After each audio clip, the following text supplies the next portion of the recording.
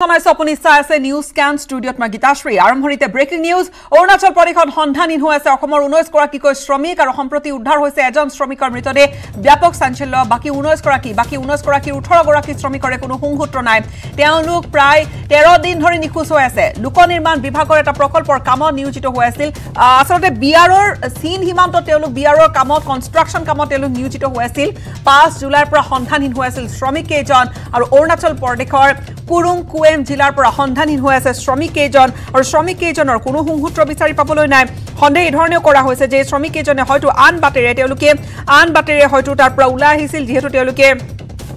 ঈদৰ বাবে ঘৰলৈ অহাৰ কথা আছিল আৰু তাৰ মাজতে বিআৰৰ চীন সীমান্ত যি দামিম চক্ৰৰ যি কুৰুংকুমে ডিষ্ট্ৰিক্টত যি অৰুণাচল প্ৰদেশৰ কাম-কাজ চলি আছিল তাত তেওঁলোক নিয়োজিত হৈ আছিল কেইখনমান আলোকচিত্ৰ আহিছে আমাৰ ঘটনাস্থলীৰ পৰা আৰু তাৰ পৰা এই কনষ্ট্ৰাকচন সাইটৰ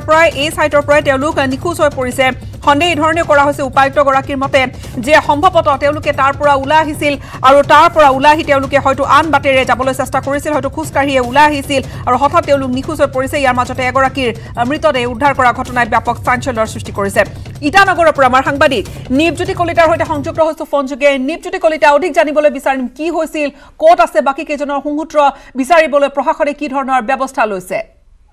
হয় গীতাশ্ৰী আমি জানিবলৈ পাৰিছো যে সোমবাৰ নিশা এজন বিআৰত কৰ্মৰত জৱানৰ মৃতদেহ উদ্ধাৰ হৈছিল কুৰুংকুমে জিলাত তাৰপিছতে ইতিমধ্যে ডিচি কুৰুংকুমেৰ নিধি বেংকিয়ে আমাক জানিবলৈ দিছে যে তাত ইতিমধ্যে 19জন কৰ্মচাৰী তাতে সংযুক্ত হৈ আছিলে বিআৰত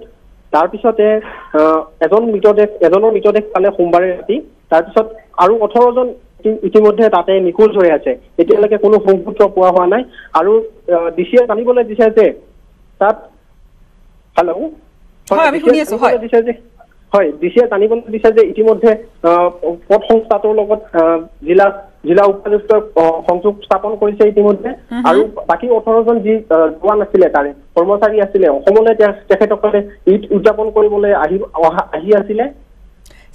এগৰাকীৰ যেতিয়া মৃতদেহ উদ্ধাৰ কৰা হৈছে তেওঁৰ কি অস্বাভাৱিক আছিল মৃত্যুৰ কাৰণ নে কিবা আন কাৰণ আছিল সেয়া কিবা জনাইছে ডিচিয়ে হয় মৃত্যুৰ কাৰণ ইতিমধ্যে জানিবলৈ পৰা হোৱা নাই যদিও আমি ডিচিৰ লগত কথা পাতিবলৈ যত্ন কৰিম আবেলিলৈকে আকৌ আৰু বাকী 18 গৰাকী যি আছিলে লখিমপুৰ জিলাৰ কোন স্থানৰ আছিলে সেই বিষয়েও আমি জানিবলৈ ইতিমধ্যে চেষ্টা কৰি আছো